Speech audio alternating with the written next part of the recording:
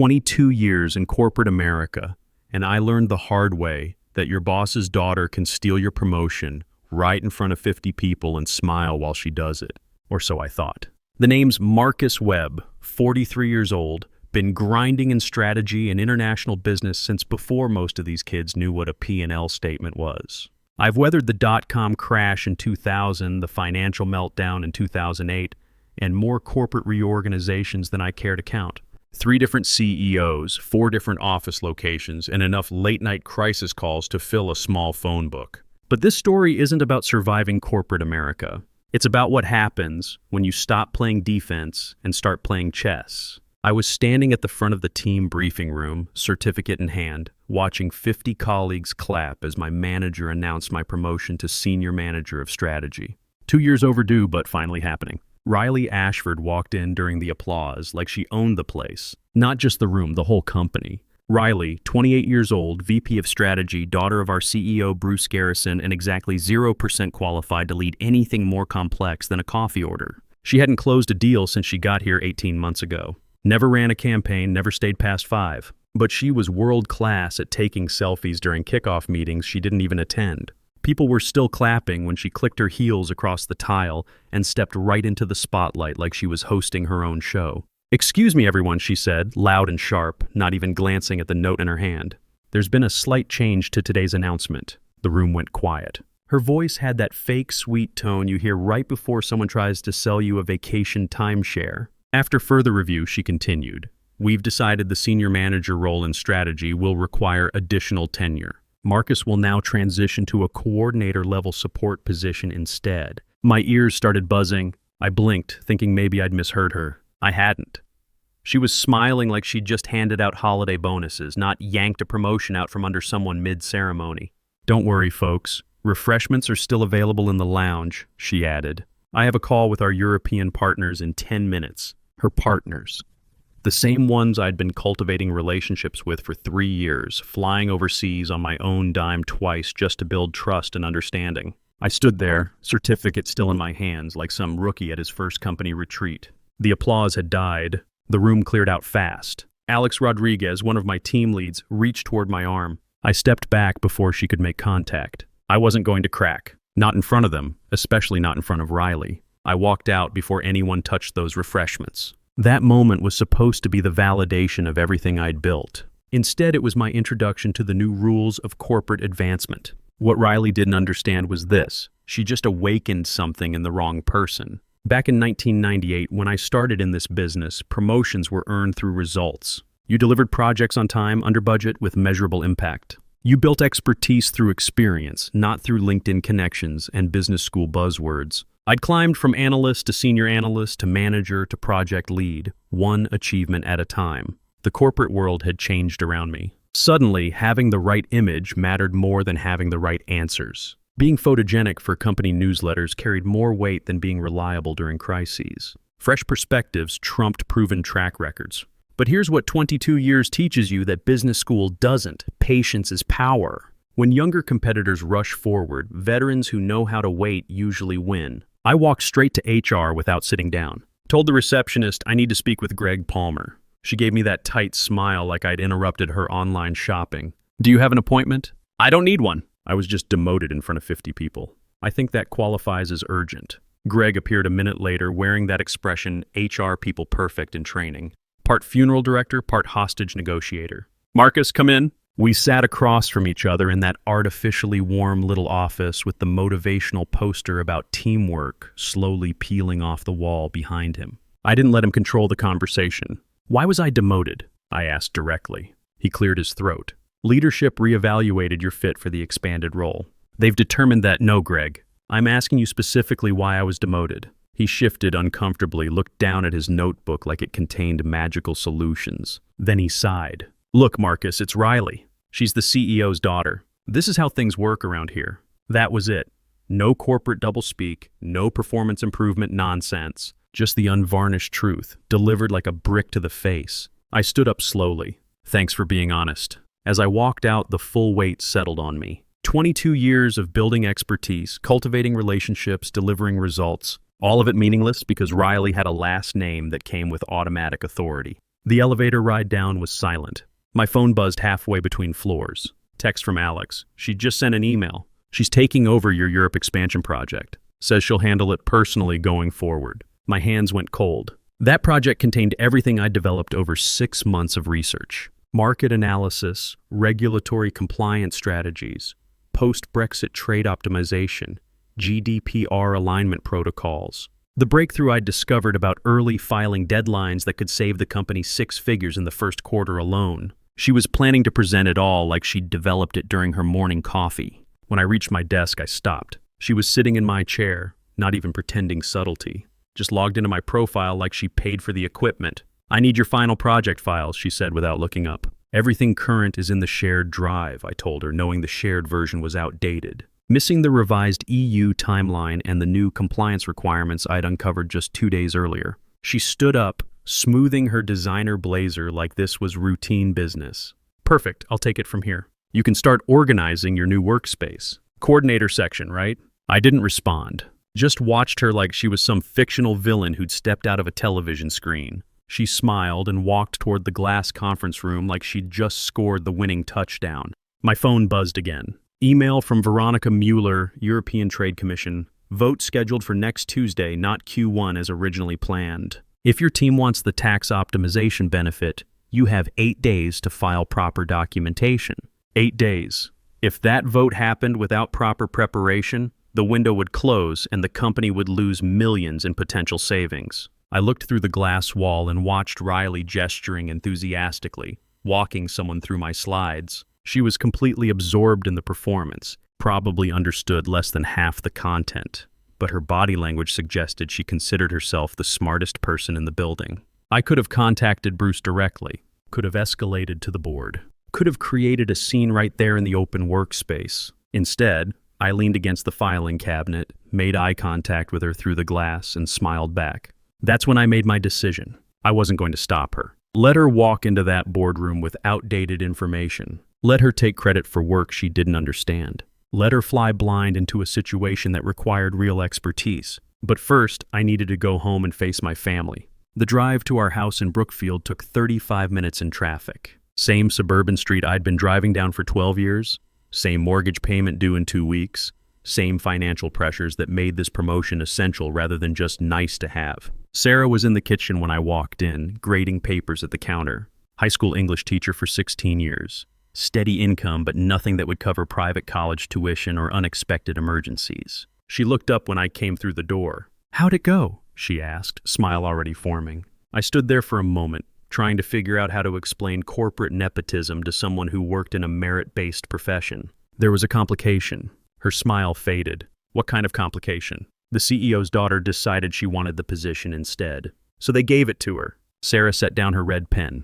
They can't just do that. You had the promotion. They announced it. Apparently they can do whatever they want. She was quiet for a few seconds, processing. Then, what does this mean for Tyler's college situation? Tyler, our 16-year-old, had been accepted to 3 schools. State university with partial scholarship, private college with no financial aid, and his dream school that would cost $45,000 a year. Without the promotion salary bump, his dream school became impossible. We'll figure it out, I told her. Tyler's smart enough to succeed anywhere. But I could see the worry in her eyes. 20 years of marriage teaches you to read between the lines. She was calculating mortgage payments, Emma's orthodontist bills, car repairs, and college costs. The coordinator salary wouldn't cover everything comfortably. "Did you talk to Bruce?" she asked. "You two have been friends for years." Bruce Garrison and I went back 15 years. We'd worked together when he was VP of operations and I was a project manager. Played golf maybe twice a month. Grabbed drinks after particularly brutal quarterly reviews.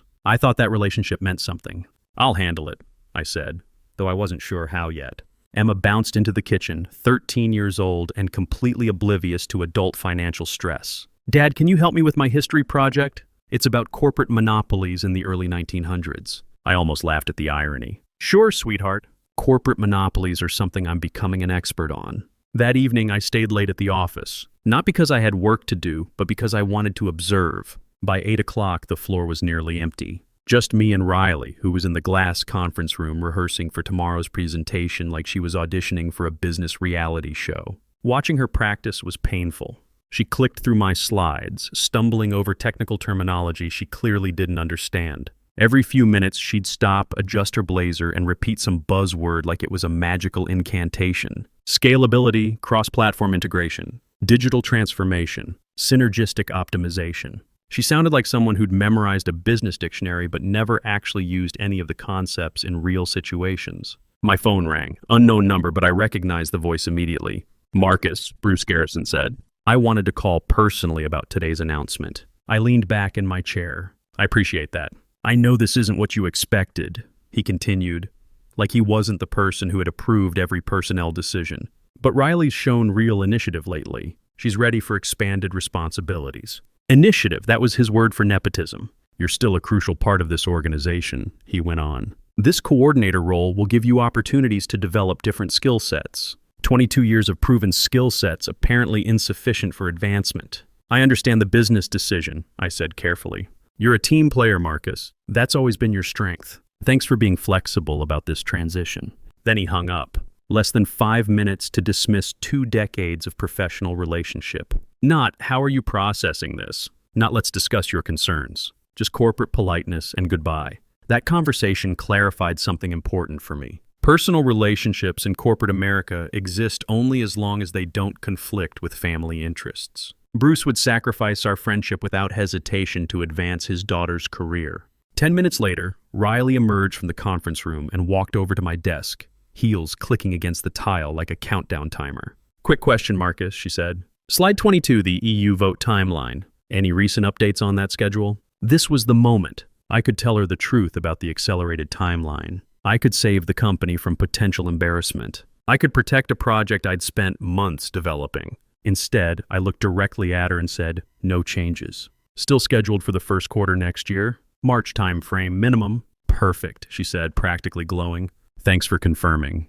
You've always been so thorough with details." She turned and walked away, humming some pop song like her professional future was already secured. I sat there completely calm, because that small lie I'd just told her was the critical detail she needed and didn't possess. Slide 22 was the foundation of the entire proposal. The difference between a successful presentation and a complete disaster. She didn't know the vote was happening next Tuesday. She didn't realize she was walking into a room full of international investors who were already aware of the accelerated timeline. She assumed she was prepared, untouchable, destined for success. Riley thought I'd absorbed the demotion quietly and moved on, just like always. She had no concept of what was about to happen. For the first time since that morning's humiliation, I felt something that wasn't anger or frustration. I felt strategic confidence, the kind that comes from 22 years of experience and the patience to wait for the right moment. By 9:30, Riley packed up her things and headed for the exit. "Wish me luck tomorrow," she called out as she passed my desk. I gave her a friendly wave without looking up from my computer screen. After she left, I walked through the empty office space, past the glass conference room where she'd been practicing all evening. My presentation still glowed on the wall screen, slide 22 prominently displayed. I didn't celebrate, didn't smile, just turned off the lights and headed home to my family. Tomorrow, Riley would enter that boardroom with complete confidence, rehearse talking points, and critically flawed information. And I'd be sitting in the back row watching 22 years of experience prove its value. The next morning, I took my seat in the back corner of the executive conference room. No nameplate, no laptop, no official role in the meeting. Just a black notebook and a pen I never planned to use. Henrik Larsson was already there with his team from Nordic Investment Partners, the firm that would either approve or reject our European expansion proposal. 3 sharp-suited advisors sat beside him, coffee cups in hand, expressions neutral. These weren't people who tolerated incompetence or wasted time. Across from them sat our full board of directors, minus Bruce, who had apparently decided his calendar was too busy for his daughter's presentation. Smart move, considering what was about to happen. At exactly 9:15, 5 minutes late as usual, Riley clicked into the room. Full power walk, designer heels echoing, lipstick perfect. She looked like she was hosting a product launch instead of walking into what would become a professional execution. "Thank you all for being here," she announced, voice bright with confidence. "Let's dive right into this exciting opportunity." She clicked to the first slide. My title page unchanged. Started reading from my executive summary word for word, as if she'd written every sentence herself. For the first 15 minutes, everything went smoothly. She navigated through the market analysis I'd developed, smiled during the competitive overview section, threw in buzzwords when board members nodded approvingly.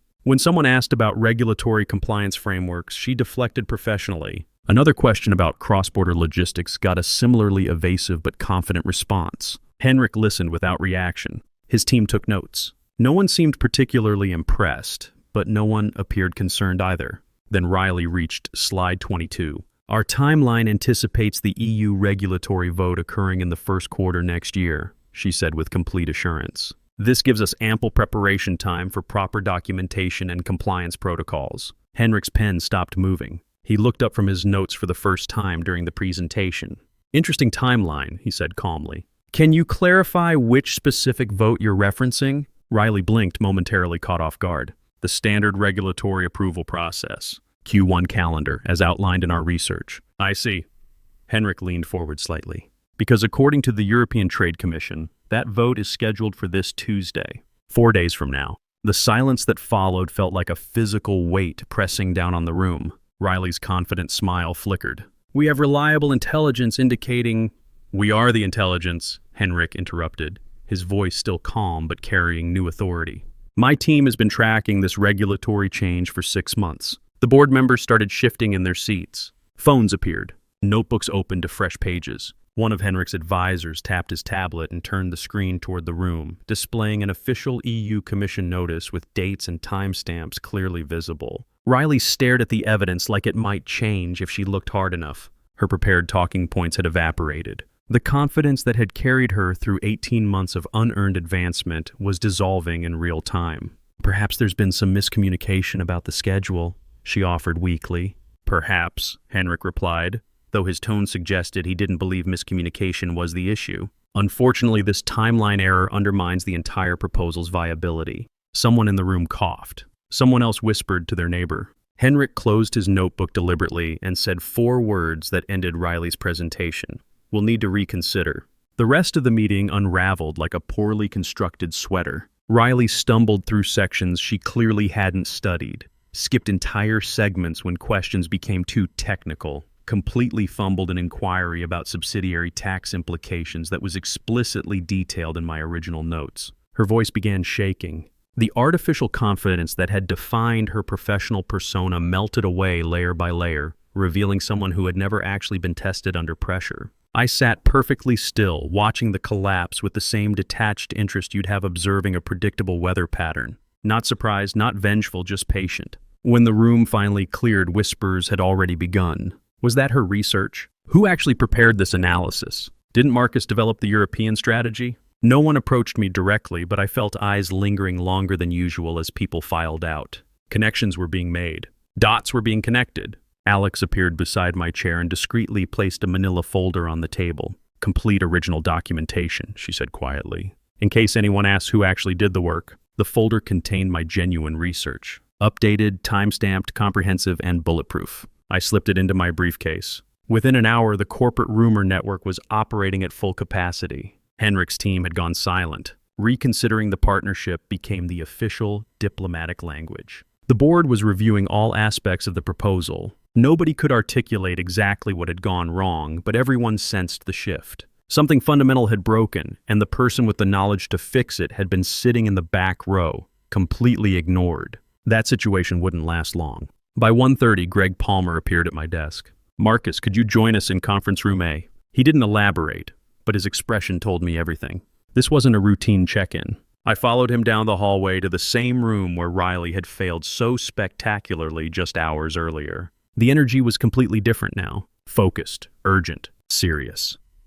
Henrik sat at the conference table with both of his senior advisors. Our entire board occupied one side of the room. At the head sat Beverly Morgan, board chairwoman, known for her direct communication style and zero tolerance for corporate games. Bruce Garrison was present this time, though he looked like he'd rather be anywhere else. Sweat stains were visible on his shirt collar despite the aggressive air conditioning. Riley was notably absent. Henrik spoke first, his tone professional but pointed. Marcus, were you aware of the actual EU vote timeline? Yes, I replied simply. Why wasn't this information included in today's presentation? Because I was removed from the project before I could provide updates to the documentation. That statement landed like a physical blow. Bruce studied the table surface like it contained fascinating patterns. The board members exchanged glances that communicated volumes without words. I reached into my briefcase and placed the manila folder on the conference table. This contains the complete analysis. Original research, current vote timeline, regulatory modifications, and implementation strategies for early market entry. Beverly gestured for me to continue. For the next 90 minutes, I walked them through everything Riley had misunderstood or ignored. The accelerated filing requirements, the updated GDPR compliance protocols, the post-Brexit documentation changes, the tax optimization opportunities that were available only with proper timing. Henrik's team asked sharp, detailed questions. I answered each one without hesitation. This wasn't last-minute preparation or desperate improvisation. This was 22 years of expertise backed by months of careful research and relationship building. Bruce remained silent throughout the entire session, jaw clenched, staring at nothing. When I finished, Henrik reviewed the final summary pages. This analysis would have prevented significant financial exposure, he said, and it identifies opportunities we hadn't considered. Yes, I confirmed. And those opportunities are still available if we move quickly. The room fell silent. Beverly tapped her pen against her legal pad, thinking. Would you be willing to lead this project directly? She asked. Absolutely, I said without hesitation. Bruce finally found his voice. Riley has already been briefed on. Beverly cut him off with a look that could freeze water. Marcus will be taking over this project immediately. Full authority, direct board oversight. Bruce's face went pale, but he didn't argue further. The room cleared except for Beverly, Henrik, and me. Beverly spoke first. What do you need to salvage this situation? 48 hours, I said. My team can prepare revised documentation and file before the Tuesday deadline. We'll need executive authorization for expedited processing. Henrik nodded. My firm can facilitate the regulatory coordination on the European side. Done, Beverly said. Whatever resources you need. I walked out of that conference room carrying something I hadn't held in years.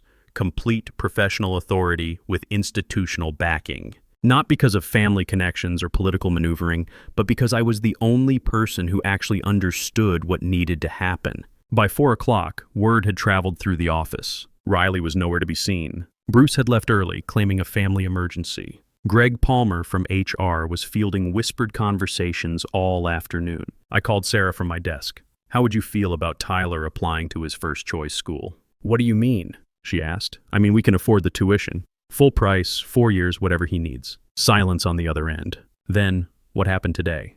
22 years of experience finally proved its worth. That evening, I stayed late to coordinate with Henrik's team and prepare documentation for emergency filing. Alex worked beside me, handling operational details with the efficiency that had made her indispensable over the past 3 years. You knew this would happen, she said around 8 o'clock. I knew she wasn't prepared for the complexity, I replied. The rest was just mathematics. At 9:15, my phone buzzed. Text from an international number I didn't recognize. This is Riley. Just wanted to say congratulations on the promotion. I underestimated your capabilities. Won't happen again. I read the message twice, then deleted it without responding. Some lessons don't require acknowledgement. 6 weeks later, our European expansion was ahead of schedule and under budget. The regulatory filing had been approved within days of submission. Henrik's firm committed to a 3-year partnership with expanded investment parameters. The tax optimization strategies I'd developed were saving the company approximately $800,000 annually. Beverly called me into her office on a Friday afternoon. The board has been discussing your performance. I waited. We're creating a new position. Vice President of International Strategy. Direct report to the board, full budget authority, equity participation. Interested? What's the timeline? Effective Monday. Your salary doubles, plus performance bonuses tied to expansion results. I thought about Tyler's college acceptance letter, Emma's upcoming high school expenses, the mortgage that would be completely manageable now, Sarah's relief when she realized we weren't facing financial uncertainty anymore. I accept. One more thing, Beverly said. Bruce Garrison submitted his resignation this morning. Early retirement, effective immediately. Board accepted it unanimously. I nodded but didn't comment. Some consequences create themselves. That weekend, I took Tyler and Emma out for dinner at the restaurant we'd always considered too expensive for regular family meals. Tyler ordered the steak. Emma got dessert before finishing her main course. Sarah smiled more than she had in months. Dad, Tyler said as we walked to the car, my guidance counselor says the private school acceptance is still available if I confirm by Monday. What do you think about that? I asked. I think I'd like to try it.